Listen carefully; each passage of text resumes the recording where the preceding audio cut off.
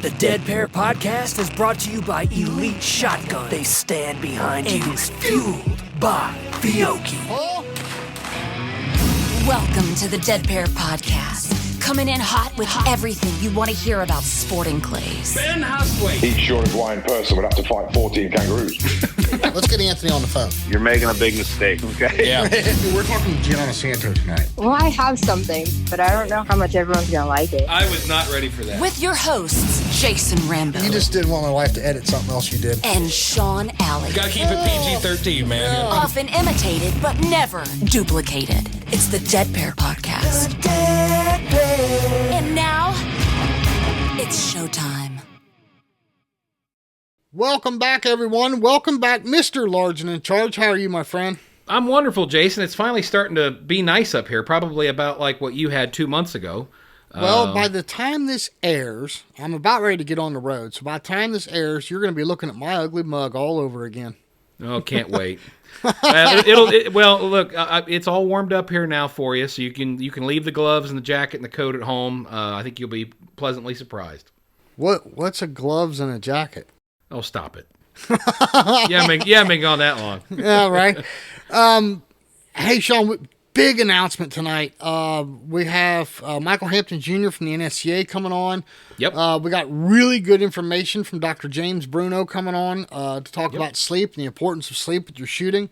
But we need to get to attorney talk. I got you. It's Tourney Talk. Brought to you by Score Chaser. All right, guys, just one update here. The 2025 Browning Briley at Greater Houston went live. It will be April 8th through the 12th, and again, that's 2025. Also, just a quick reminder, Dead Pair Blast, make sure you guys are checking that out and finding out if you can get signed up, and hopefully we'll see you down there in December. Jason, I did hear some people kind of griping a little bit about the cost, but again, we want to reiterate that this is a money back to class shoot. There's $100 going back to the main. I think $50 in just about all the other events. I mean, guys, it's not a huge amount of money, but you know what? If you're lucky enough to get down there and experience this, it's nice to have a chance to win some money. Well, Sean, let me ask you. Let's talk about that for just a quick second. You've been to enough big tournaments. What do you typically pay? And I know money's no object to you, Sean. Oh, stop but it. What do you typically pay for a 200 bird main event, a 2-day main event? It really depends on if we're talking about like a local shoot or if we're talking about a big blast. But, for a 200 bird event, I don't think you're going to probably range somewhere in that, 250 to 350 range, I'm guessing, depending on where you go. Right. So I think our prices are right in line with where they need to be, because if you factor this in, if you're going to a big shoot somewhere, most likely it's not going to be on home turf, right? You're going to have to travel. So we all know the expense of traveling. We're not going to get into all that. We've done that in previous episodes. But if you take, all the expenses and what it's going to cost you to get to the shoot, what's $100 extra? I guess that's my point is, it's $100 extra, but look at the chance of the money you have to win, right? Yeah, and that's exactly the point. I mean, that's exactly why we're trying this out. I mean, and if it doesn't work out as good as we want it to this year, we can always adjust it for the year following. But it turned out really good last year. I mean, we got so many compliments. So many people were excited to actually win, a couple hundred or, even $1,000 or more last year by just going and showing up. So we thought, well, let's just keep it going and see what happens. Hopefully it'll entice enough people that are interested in that kind of thing to come and join us. That's right. Well, Sean, we've got a huge host of sponsors to thank. Hey guys, Jason and I really love bringing this podcast to you week after week, but it does take a lot of time and a lot of resources to make it happen. And without these very special people, we couldn't do it on a week-by-week basis. Hey, Toby Tomplay, help these guys remember who they need to support. Yes, sir. They can support Fiocchi USA, Elite Shotguns, Vero Beach Clay Shooting Sports, Score Chaser, Dawn Grant, Odo Pro Technologies, Rhino Chokes, RE Ranger, Taconic Distillery, and Atlas Trap Company. All right, Sean. Let's get everybody off of the edge of their seat. They've been waiting for this. Let's get Mr. Michael Hampton Jr. on the phone and see what he has to say. Can't wait, Jason. All right, everybody, we have a very special guest that really needs no introduction, Mr. Michael Hampton Jr. from the NSCA. How are you, sir? I am good, Jason. How are you? I'm doing fantastic. Michael, it's great to have you back on here again. It's been a little while, but I think you've been on about 2 episodes, if I recall correctly, right, before? Yes, I have been. I've been fortunate to talk to both of you guys a couple different times, and then other times at national championships. Well, I don't know if fortunate's the word, but, we'll take that. Well, Michael, I'll kind of let you have the floor here. You want to tell everybody the exciting news and what we've got in store? Yes. The NSCA has been looking at trying to reach our current members and our potential new members. And we've got different forms of media to be able to do that. We've got our Clay Target Nation, our magazine. We've got Target Talk is our e-newsletter. We have our website. We have our social media. We do a variety of letters that go out, but we're trying to expand and getting out into the media market with podcasts and that. And it was kind of a no-brainer for us to work with somebody that has been trying to work with the NSCA and the membership and growing the sport and doing what they can for clubs and shoots and that. So working with Dead Pair in the next upcoming months, having a segment where we can talk about a little bit of anything and everything that's going on at headquarters. It's a great opportunity with your audience that you have to try to better explain what headquarters is doing, what it's in the part of planning on doing in the future, what it's currently doing. And there's just a variety of from the rules to our endowment funds to an elections to the national championship, of course, so we can talk about these on a monthly basis and try to better educate and answer the questions that our members are asking, that they're wanting to know. Why are you guys doing this? Or what are you guys going to do to fix that? Or what can you do to improve this? Why haven't you done that? And I hope that the time that I can spend with you guys each month talking through some of those things that your audience and your listeners are asking you about, that I can better explain what and why what we're doing. Excellent. So yeah, just so everybody understands and picks up on that, it'll be once a month. We're going to have Michael or a representative from the NSCA come on and talk. Michael, to kind of help channel and funnel the questions, the comments, and ideas to talk about and all that kind of stuff. If somebody wants to reach out, obviously they can reach out to us. But is it, would it be okay to reach out to the NSCA and say, hey, for Michael's segment, I'd like to hear this?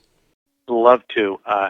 Haley Lawson, who is our social media coordinator, she's handling, kind of helping spearhead this project. Her email is klawson@nssa-nsca.com. You'll find her also on our website. If you got ideas, you got questions, you got things that you'd like to hear us talk about, please feel free to email her, or obviously you guys there at Dead Pair, they can talk directly to you guys. And but we'll have some ideas of things that we want to talk about, something that are upcoming.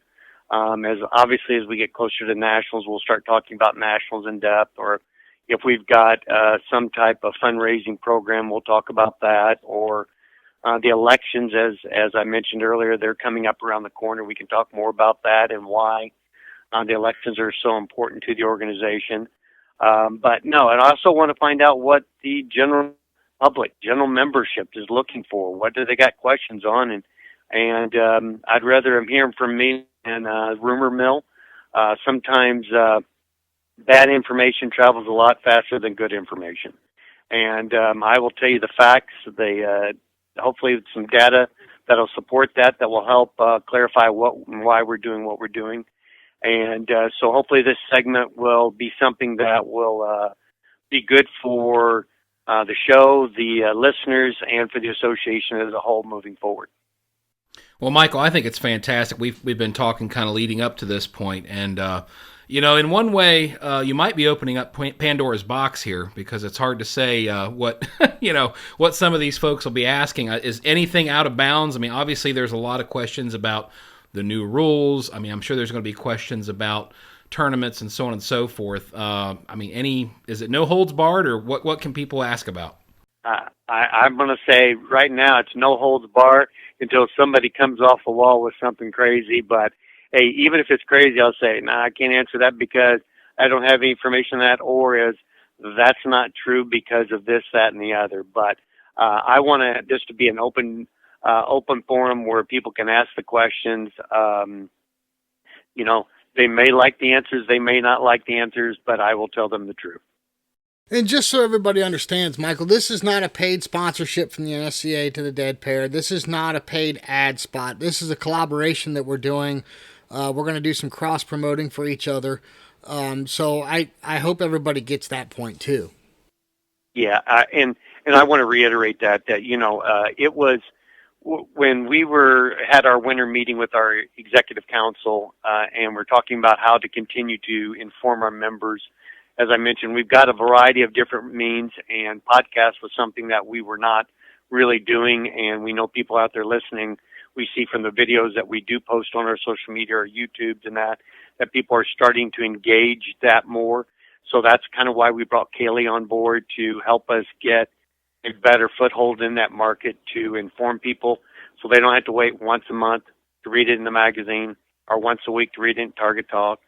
They can find out more about it when they want to, and podcasts are that vehicle. And as I said, it was a no-brainer to reach out to you guys because of what you've already been doing with the NSCA and your followers that are about sporting and about the NSCA and about our sport, that reaching out to you guys was the best way to get this off the ground and get it going the fastest, get the most traction. Well, we certainly appreciate you thinking of us, including us. One other cool thing, too, about the listeners, Michael, we're going to have a couple of giveaways throughout the year. You want to tell everybody, maybe tease them a little bit about that? Yeah, we're going to be giving away free annual members. We may be giving away some free life membership.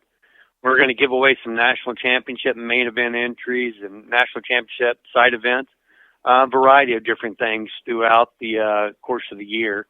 Depending on what topic we're talking about, we'll probably end each segment with some type of giveaway that you guys there at Dead Pair can get your audience to listen to, and you guys can give it away, and the listeners, and hopefully people will enjoy it, and they'll participate, and they'll tell their friends about it, and we can grow this great game that everybody loves called Sporting Clays.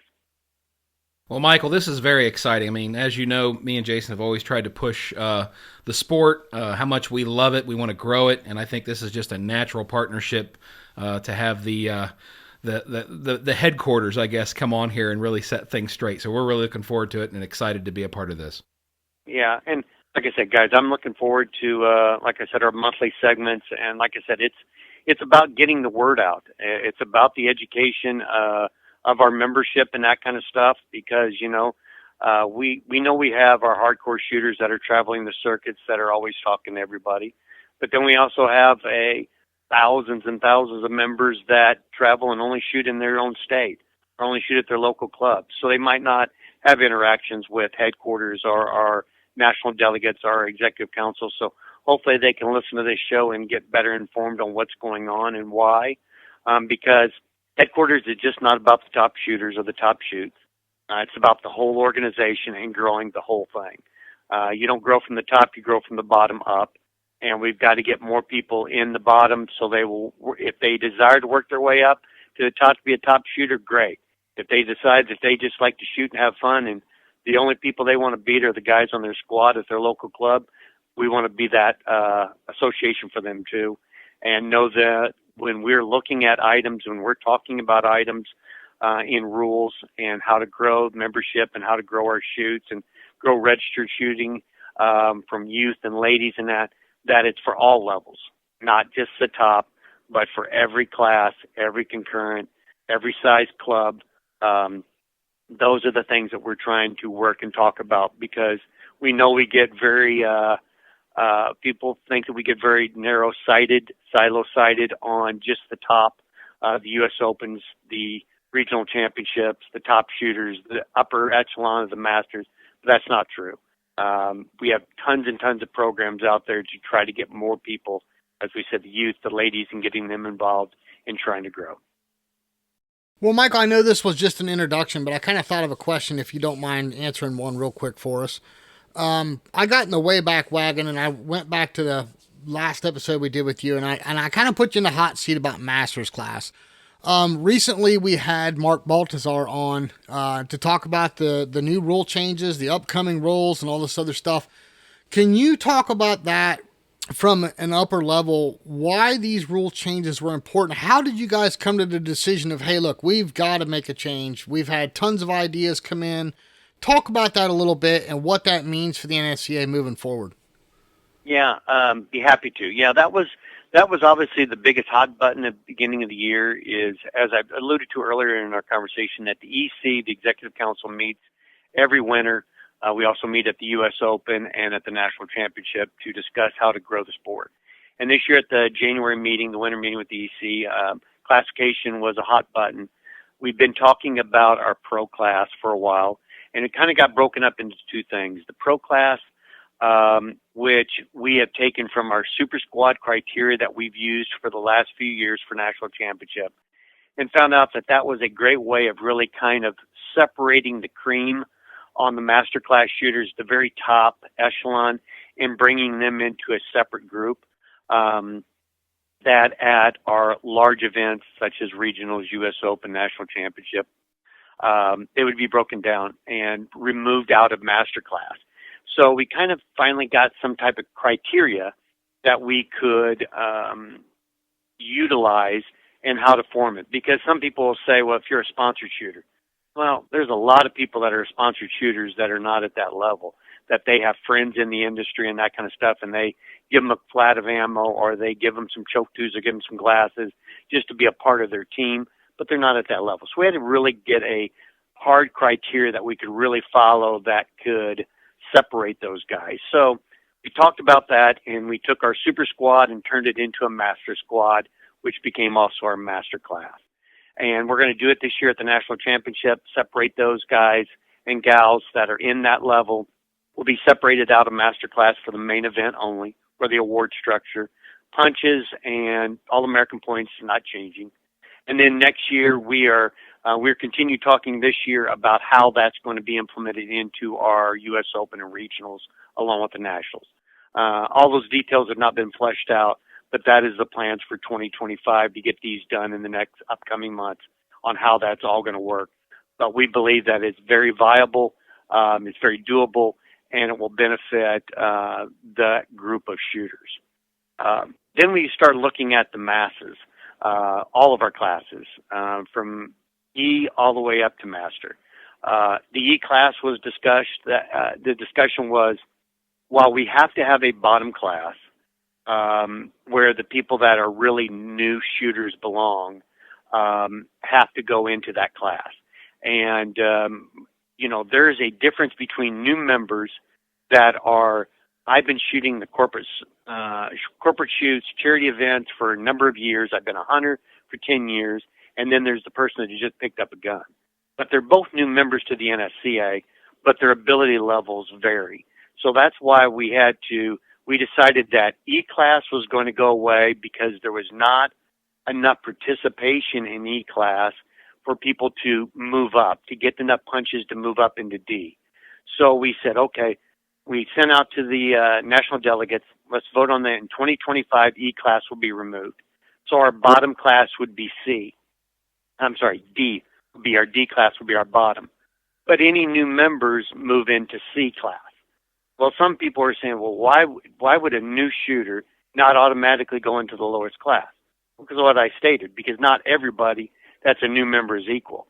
And if we take every new member, which ranges between 35 and 5,000 new members a year coming into the sport in sporting class, they would flood the bottom class, and the true new shooters would never be able to win and get any punches. So that's why we start everybody up in C, that you'll be able to see pretty quickly who the new shooters are that really need to be down in the lower class. So that's how we kind of, the philosophy behind why we got rid of E and why we moved new shooters into C and not D, and to help separate them out. Then we took our current classes and started looking at it as, okay, where is that class ranking and where do we draw the line? And, drawing that line is something that we kind of look at some data on where people are. Do they have punches, not any punches, a few punches, where their class ranking and their CCR is at, and how many people are in that class. And so what we did is, as an EC, we looked, okay, let's draw the line. We went a lot deeper this year up to reduce people down in class to feel like, let's move some people down and maybe get them more competitive. The EC also voted to, which was different, is taking all of our shooters that had 0 targets, that are either annual or life members that had shot 0 targets on the last 2 years, to move them down in a class. And we're tracking all of this information. The goal with tracking those that started with that had 0 is to see if moving them in class would get them back in the game. Did they stop shooting because they were in a class that they knew they could compete in, so they dropped out? We're going to find that out. Then what we did is we started taking all the classes and moving people down. I will tell you, it had mixed emotions. It had mixed reviews, to say the least. You have the guys and gals that travel the circuit that are just shooting the big state shoots, the regionals, the U.S. Open, the Nationals. Those masterclass shooters are in a different animal. That's a different grouping than a lot of the other masterclass shooters that just stay in their regions or stay in their states where they're smaller and shoot at their club level. And so there's a hard, we have to find a classification system that works for the whole NSCA. We can't say that the Western region is going to have this classification, and the South Central is going to have this one, and the Northeast has this one. It doesn't work that way. You've got to have one classification for everything. But we understand that not every part of the country is like Texas or Florida or the Southeast or up in the very Northeast where there's a lot of shooters, or up in the Chicago area. You take out West and they're spread out. A club, some members have to drive 2 hours to get to a club. So when they go to a tournament, if there's not very many people there, well, they have a hard time punching up. So we had to look at all of that information when we're figuring out this classification system. And there's 2 philosophies within the EC. There is some people that are very much on that we want to become a very professional organization, that you got to compete at this level, and if you're not, you should move down automatically. Then we also have the other ones, and I'll be honest with you, I'm in the other category, and I have been. I let the EC know that I'm not on board with mandatory down class where they don't have a choice. I am not for getting rid of the class refusal, down class to have a class review. Just because of the things I said earlier. Not everybody's created equal. Not every state, region of the country is created equal. So I talked to one gentleman. He said he's from a small state, very rural. He's a senior super vet. He's in master class. And he called in specifically to say, I hope you never take away my master class. I don't care. I don't never shoot for class. I shoot for my concurrent. I want to be the best senior super vet in my state. That's my goal. But I want to maintain being a master class. And there's a lot of shooters that come in, whether it's maintaining master class, but our organization is filled massive amount of shooters that are vet, super vet, senior super vet, and legacy. And a lot of those super vets, senior super vet, and legacies, they're not competing for their classes. They're never worried about that. They're only worried about their concurrent, because that's where they want to compete. But they've achieved master class, and they feel like that they should not have that taken away from them just because they cannot shoot at that level anymore. And I happen to agree with that. I think that those are, and that's what the EC, that we always have to find that balance act between the Anthonys and the Gevins and the Zachs and the Derricks and the Brandons of the world are top shooters. It doesn't matter what classification system we have. Those guys will separate themselves from everybody. But we are an organization of 35,000 members, And we do not have a lot of people at that very level.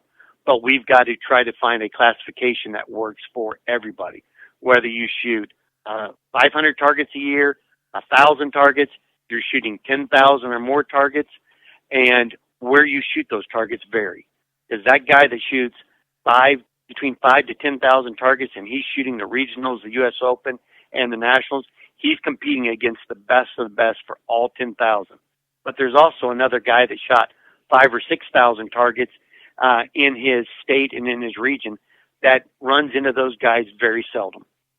But they are still the best shooters in their state, are in their area, but they're not at that pro class level. So that's a pretty long version of how that happened this year, but those are some of the things that are going on at headquarters that we're looking to talk to you guys more about each and every month, whether it's rule changes, classification, as I said, anything, target setting, endowment funds, elections, national championship, whatever it may be. We want to talk about this to hopefully better educate our members and hopefully encourage new people that are out there listening to your show to become members. Well, again, Michael, just when you rattled all that stuff off, hopefully our listeners picked up on that. I mean, it's a vast scope of information that we're going to be bringing to you guys month after month. And again, me and Jason are super excited to be a part of this. I know you guys are too. So we are very, very much looking forward to working with you and making a big dent in the sporting clays community with this information. I agree. Well, Michael, thank you again. We appreciate it very much. Look forward to this segment every month and getting the information out to everybody. And I think it's going to be good for both of us, both for the podcast and for the NSCA. It's been our mission statement from day one, like Sean said, to bring in new shooters and hopefully we get to see them in a tournament. That's the goal. So yeah, this is awesome. We really appreciate the opportunity. Well, thank you guys. Hey, one last thing I'd like to end up with. Hey, if you would, why don't you reach out to your membership, and we're going to give away for our first show that we're talking to you guys about a main event for this year's national championship, a full entry to the main event. Awesome. Sweet. Sean and I will have to devise some kind of a cool little contest for that. So, well, perfect. Well, thank you guys. Very much appreciate your time. Letting me speak, and looking forward to doing this more in the future. Thank you, Michael. Thank you, Michael. What do you think, Sean? Michael Hampton Jr. Well, big news. We've been talking about this for a couple months now, and I think that everybody's going to really dig it because you're going to basically be able to get from the horse's mouth, and you're going to be able to reach out, write, call, email, get your questions answered by Michael and the staff at the NSCA. What more could you ask for? That's right. And hey, listen, I just got a text message. Dr. James is on hold. He's ready for us to go. Real quick, just a quick announcement. We will not have a show next week due to the World Championship. Everybody's going to be traveling, including myself. So we will not have a show next week. No show on May 16th. That's correct. Let's get Dr. James Bruno on the phone. The Dead Pair. All right, joining us on the phone, Dr. James Bruno. And Dr. James, you'll have to forgive me. I was used to announcing your cousin. That's right. I'm done with this whole conversation. This is how we're going to start off now. Here we go. Well, I admitted, a funny story, Sean. I admitted Dr. James. I told Frank, I said, I'm getting ready to call your cousin and talk to him. He said, yeah, you're calling James? I said, yeah. I said, saying Dr. Bruno just seems like an oxymoron. Wait, who's Frank Bruno? Yeah, right. So somebody in the family got the brains, and then I think it was about that point that Frank hung up on me. So. Oh, that's harsh. Well, same gene pool, so I'm sorry. You might be disappointed. No. Listen, we love Frank Bruno. We love everything he's doing with the 911 shotgun team, everything he's doing to put first responders, firefighters, and police officers with children. I think it's awesome what he's doing. So we commend him. Absolutely. Yeah. Well, Dr. James, you're a neurologist, but you're also a fellow shooter as well. Can you tell everyone a little bit of your background and what your special fields are and kind of explain why we got you on here? Sure. I'm a neurologist by training with subspecialty training in sleep disorders and epilepsy, which is seizure disorders. And I'm also a musician. Oh, wow. What instrument? I play saxophone. Oh, wow. See, now I know you're way beyond Frank's talents. So. No, he plays saxophone pretty well. Well, does he? Yeah. Ah, we didn't know that about Frank. We're going to have to make sure we bring that up the next time we see him, Jason. He's been hanging out on us. What the hell, you know? Yeah, absolutely. Well, Dr. Bruno, let's start with this. The big question, and I guess the overall premise of this show, what are some of the effects as it would relate to the average shooter from lack of sleep? Well, I mean, like everything, when you're sleep deprived, your whole body kind of breaks down, doesn't function properly. And I would say with respect to shooting, poor concentration and poor hand-eye coordination would be probably huge effects by sleep deprivation, muscle fatigue. Those are the major ones. And Dr. James, okay. you are a shooter as well, as we mentioned. So have you ever experienced any of that? Like you went to the range, maybe didn't have enough sleep, and you could definitely see what it did? No, I don't practice enough, so okay. He's honest. Yeah, He's honest. Yeah. I'm working on it. I've read that the effects on the eyes, the ability to focus both mentally and visually, reflexes, motor skills. I mean, is this correct? What I have read that it really does affect all of this? Yes. Yeah. You know, dry eyes also is a big one. You get a decrease in fluid around the eyes. You know, when you're sleeping, you usually get that nice coating, and if you're up long hours, you don't get that chance to soothe the eyes, the cornea, and it can affect the refraction in the, you know, the visual field and also just your visual acuity. Gotcha. Now, here's kind of a, I don't know, it's kind of an open-ended question because I know it's going to affect everybody a little differently. So everybody says you're supposed to get 8 hours of sleep, and that's the healthy number that we all are told day in and day out. Mm-hmm. But I guess at what point does a shooter have, what lack of sleep is it going to affect a shooter to a point where it's going to cause a problem? So is it, you know, if you didn't get 8, if you got 7, are you still okay? Or do you have to get down to like 4, 5, 6 hours before you really start noticing something? Well, the whole 8-hour thing, I mean, that's probably an average, but most people need between 7 and 9. And when you start going outside, like 5.5, if you're getting less than 5.5 hours of sleep or more than 10.5 hours, that has an increased risk of morbidity and health concerns. But in general, most people on average 7 to 9 hours. And I think based on whatever your baseline is, if you have more than like a 40 to 50% reduction from what your usual healthy baseline is, that's probably around the threshold that you start getting, you'll find your shooting gets affected. And is there like a stair step, like as far as like, okay, so if you're down to 6 or 7 hours, it's going to affect this, but if you're down to 5 or 6 hours, it's also going to include this, and so on and so forth? I mean, is there kind of like a stair step program, or is everything affected at the same time? I'm not privy to the details of that information. If the data is out there, to be honest with you. Okay, that's fine. That's fine. I think it's more of a relative change from baseline. That's more critical. Okay. Yep. So the guy that has a late flight, or maybe his flight was delayed or something, he gets to the hotel room, time he gets checked in, he gets in bed, it's midnight. He's got an 8:30 a.m. rotation, so he's back up at 5 a.m. He's not going to perform as well as the guy that was in bed by 9 and got up at 6, right? Yeah, I believe that. That's true. Mm-hmm. So this is why we have you on here, is to get people to understand. I mean, like I said, we've talked about nutrition and hydration and, on and on and on, how eyes and everything else. But the one thing we haven't covered is sleep. So that's why this is important. We make these points. Yep, absolutely. Yeah, I mean, we have a pandemic of sleep deprivation in this country right now more than ever, especially in the post-COVID era. Really? Yeah. And then the introduction of electronics have magnified that even more. Yeah, I'm one of the guilty ones that kind of stares at my phone until I fall asleep. That's probably not a good thing. Not good. And you're supposed to. There's recommendations that you don't use electronic devices 2 hours before bedtime. But I usually tell my patients an hour just to be, keep it real.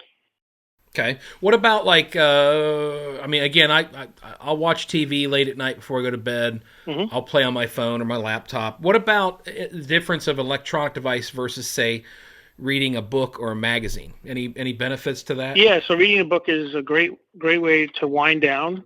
Anything with an electronic, like a visual stim or an auditory stim, is not good. And then another mistake a lot of people make is they fall asleep with the TV on and they don't use the timer. So while you're sleeping through, the TV is actually changing, the lights are changing, there may or may not be audio, and that's going to fragment your sleep architecture. I didn't know that. My wife has to fall asleep with the TV. That's why most of the time she'll sleep out in the living room. I'll go to bed at like 9:30, 10 o'clock, and she's still out there watching TV. But I know that 1 o'clock in the morning I get up to use the restroom or something, and she's out there. I hear the TV going, and she's snoozing away. So that's probably not good for her either. No, I mean it's more critical that they use the timer. I mean Frank and I, our grandmother used to require the TV to fall asleep. But the important thing is making sure you use a timer. Okay. Now, is it just as important for like a white noise sound, like if you have a fan running or something that's humming in the background? Does that make as much of a difference? I think that's better, but some people need white noise to fall asleep. But it varies amongst individuals. I've seen different people require different things. Okay, gotcha. Well, all right, so let's move on to something else. So there are a lot of people that have trouble falling asleep. So let's talk about some of the common ailments, the common remedies. Such as like melatonin. We have a couple friends that take melatonin to help them go to sleep. Mm-hmm. I have noticed that they talk about in the morning that they really need to try to flush that out. Like the one guy that we used to shoot with would go take walks to try to work it out of a system. Is that not a good thing to try to do before a tournament? Well, so melatonin is really meant for sleep onset. So it helps facilitate your circadian rhythm to induce sleep, right? And it's usually out of your system by 5 hours. So chances are that person who wakes up feeling groggy likely didn't get enough sleep. And that's why it's still in their system. So you figure the average person needs 6 to 7 or 8 hours. It should be out of your system by the morning. Okay. So melatonin is usually not a problem when people wake up because it doesn't stick around your system more than 5 hours, of course, depending on the dosage. But it's not like an Ambien where it's used to maintain sleep. It's really meant to just help with your circadian rhythm with sleep onset. Well, and that's where I was going next is what about the more, hardcore sleep medications like you said, Ambien or some people use Tylenol PM and stuff like that. I mean, what are the adverse effects about using something like that? Yeah, I mean, I can tell you I've been practicing sleep for over 20 years and I have maybe 1 or 2 patients on Ambien for maintenance because they came to me on it. Ambien can be a very dangerous drug if not used properly.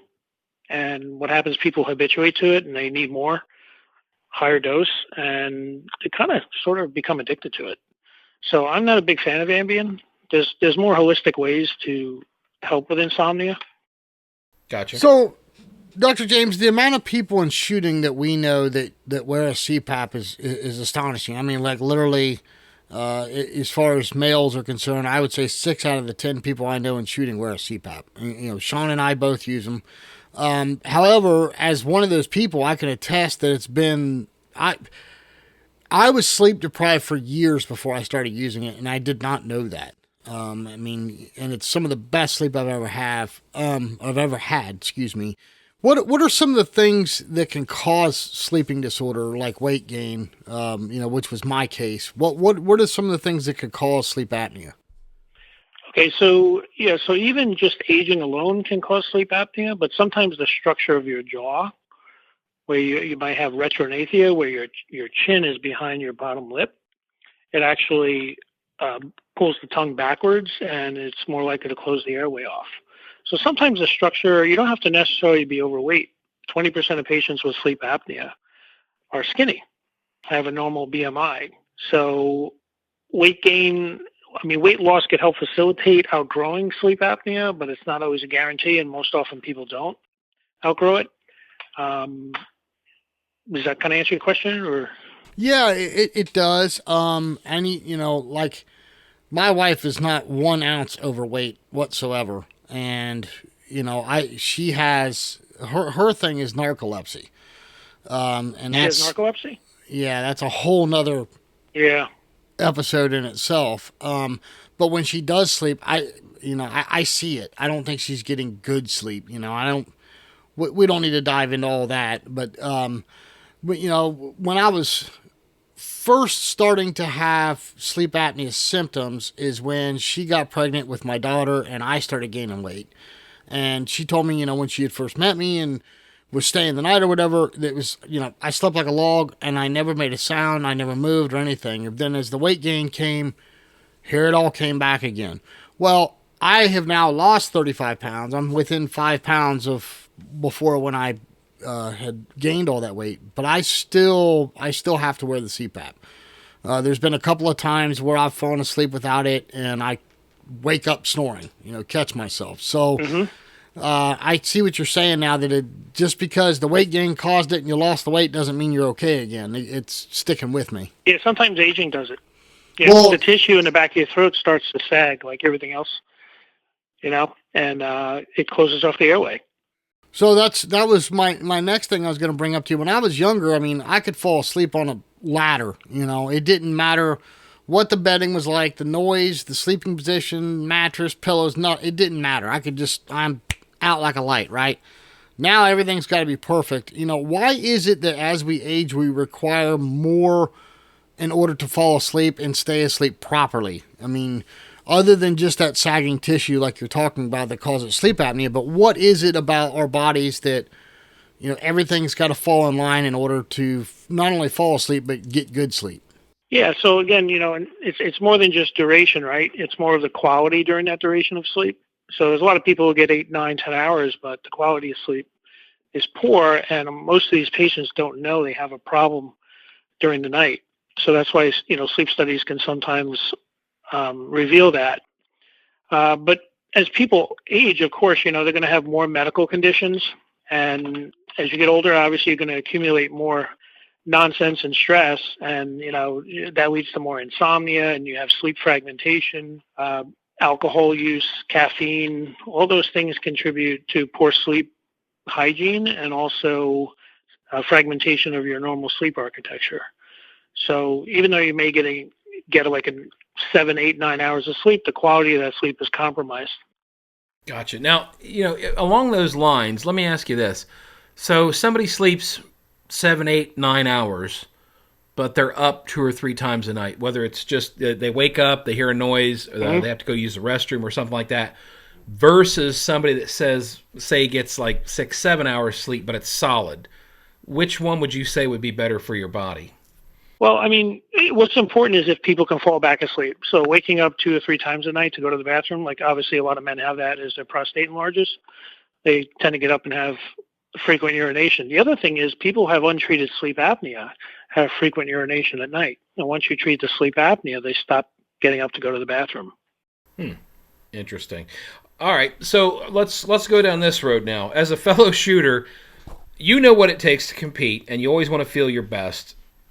Realistically, how much sleep would you recommend, not only the night before, but the days leading up to a competition to perform your best? I think at least 7 hours. Okay. And how many days in advance would you say you needed to really kind of focus on getting good, solid sleep? A day or two, or were we talking about like the whole week you need to be I would say a whole week, because you can never minimize the chronic effect of sleep deprivation. So this is a chronic ongoing thing. How much of that contributes to poor skill set? It's really hard for me to say, but I would say, try to get at least a good week of solid 7 hours or more. Okay. That's I was going to kind of sort of ask the same thing Sean did, because I heard you can't just make up for it in a day or two. It's got to be almost like a ritual. Yep. Gotcha. And it's hard to avoid the things that we always enjoy, staying up late, maybe playing cards, drinking, et cetera, et cetera. It's just, you got to be very disciplined. All the fun stuff. You're saying we can't do all the fun stuff? Man, golly. The next thing you're going to tell me is eat broccoli and stay away from broccoli. pizza and stuff. Burnt broccoli, yeah. Burnt broccoli? Oh, goodness gracious. One more thing I was going to ask you about eye floaters. Do you know anything about eye floaters? I have heard people talk about lack of sleep can cause eye floaters. Is that something you know about? Not really. I don't have an ophthalmology background, so I really can't intelligently comment on that. No, that's fair. That's fair. Totally fair. Jason, did you have something? No, I was just going to ask Dr. James, any more advice, on sleep as it relates to shooting? I feel like there's got to be something we've missed here. We're not the neurologist. We're the Franks of the world. I think, I just think the electronics are huge. People are just addicted to the electronics, and it doesn't give your brain a chance to wind down. And, there are things you can do like progressive relaxation, creative visualization, where you contract muscles and it relaxes your mind. It's like a biofeedback. And those things are important for relaxing and winding down. So I think the electronics is huge, and just try to get somewhere in the ballpark of 7 hours. Well, and since you're a neurologist, you can kind of add on to this, not only from a sleep standpoint, but I see it all over the course. If there's a slightest little backup in a station, the first thing everybody does is grab their phones. And that blue screen it's really bad for your eyes, especially when you're getting ready to step into a box and focus on some targets, right? Mm-hmm. Yep. So, this is something that's, I think we're all guilty of, whether we're checking scores or checking email or texting a friend or whatever it is. Really, that thing needs to be put away like hours before and all during a competition. Is that correct? Yeah, I would agree. I don't know about hours because I don't know if that's really realistic, but I think you need to limit your exposure. Yeah. Because it's making your eye change and adapt, and you're going from looking at something nearsighted to farsighted, and different tracking speed. Your brain's just not. It's shifting gears too much, I believe, midstream. Gotcha. Hey, circling back real quick, and I don't want to keep this going forever, but circling back real quick, I know that there's been nights where, whether I'm worried about what's been going on at work, or maybe I'm going to a big tournament the next day, my brain just doesn't want to shut off, and I keep thinking about things, and it keeps me from falling asleep. Mm-hmm. And it seems like the bad cycle with that is the harder you try to fall asleep, the worse it gets to go to sleep. That's true. What's your advice to people like that? So sometimes what happens, insomnia, the more you have, you start developing this fear of having the insomnia. And we call that psychophysiologic insomnia, which is really bad because when you get to that point, it's really hard to break.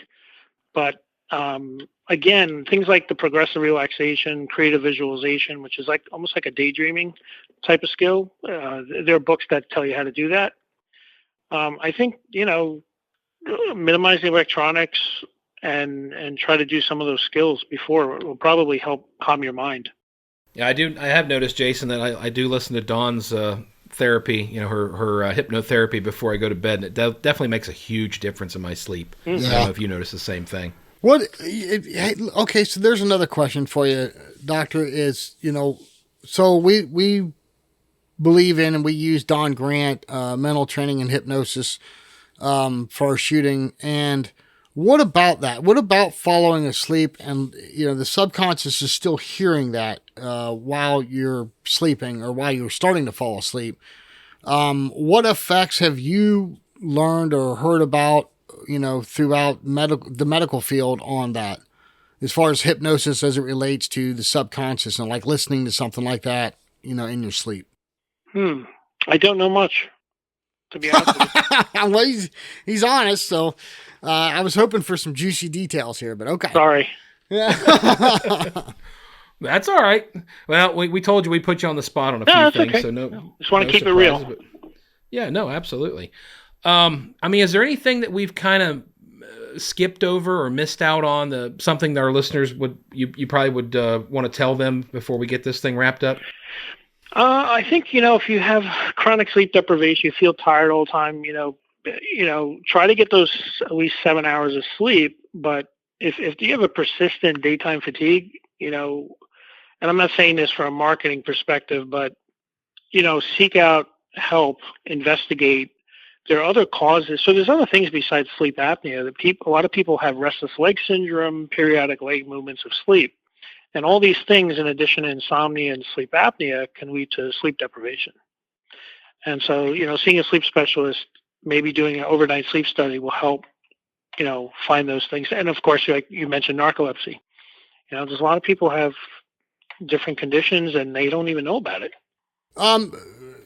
Dr. James, if you would, and I want everybody to refer to this if they want more information. You wrote, or you were part of an interview for a fabulous article. You want to tell everybody about that, the article you sent me? I don't want to brag. Come on now. Don't be so modest. No. We're giving you the floor. Yeah, this was in the Long I don't Island remember what's in it. Okay, now that statement right there, I can tell he's related to Frank. Yeah, I was just going to say, here comes the Bruno side. So I'm controlling myself, trust me. But no, if people would like more information on this, I think that would be a great article to reference. Or if you don't mind people reaching out to you, how can they get a hold of you? Sure. So I published a few articles, local papers in Long Island, and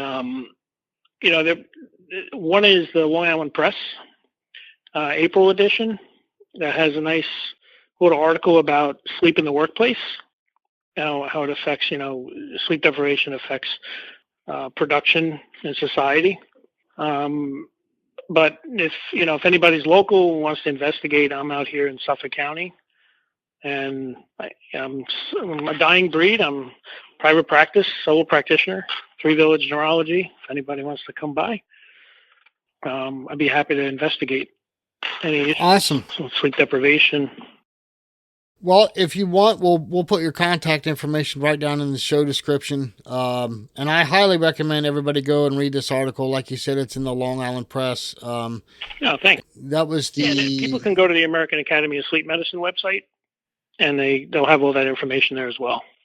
Okay, perfect.